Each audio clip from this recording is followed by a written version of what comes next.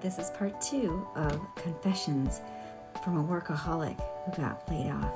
I started working at Tenet Healthcare in 2010, and by 2019, I had hit a wall.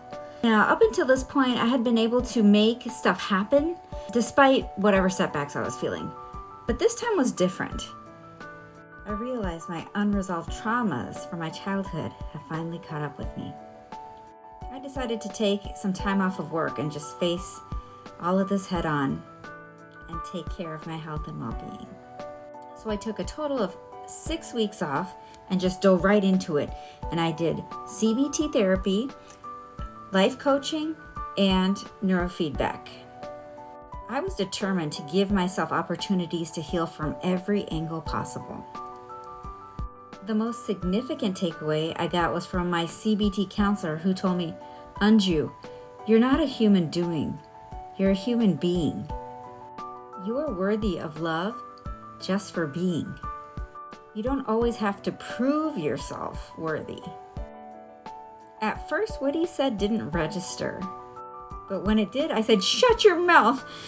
Of course I have to prove myself worthy." He laughed and says, No, you really don't. Babies, they don't do anything. We just love them. They're worthy of love just for being. And you're the same way. You're perfectly lovable and worthy without overworking or proving your value or your worth. This completely messed with my head, but I knew in my heart of hearts what he was saying was true. So when I went back to work after doing all this internal work on myself, things just felt different. I went through the motions, but I genuinely didn't feel the need to try to prove myself anymore. I loved embracing this new side of me.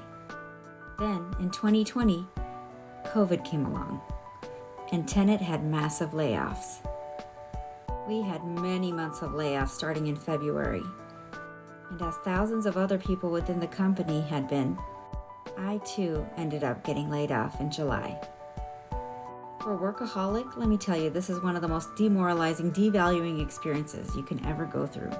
Losing a 6-figure income and now trying to figure out how I was going to move forward with no income as a single mom with a hefty mortgage and with childcare payments was no easy feat. This type of devastation ends some people. I was sad, and it actually brought me back to the abandonment I felt when my dad committed suicide when I was 7, but this time it was different.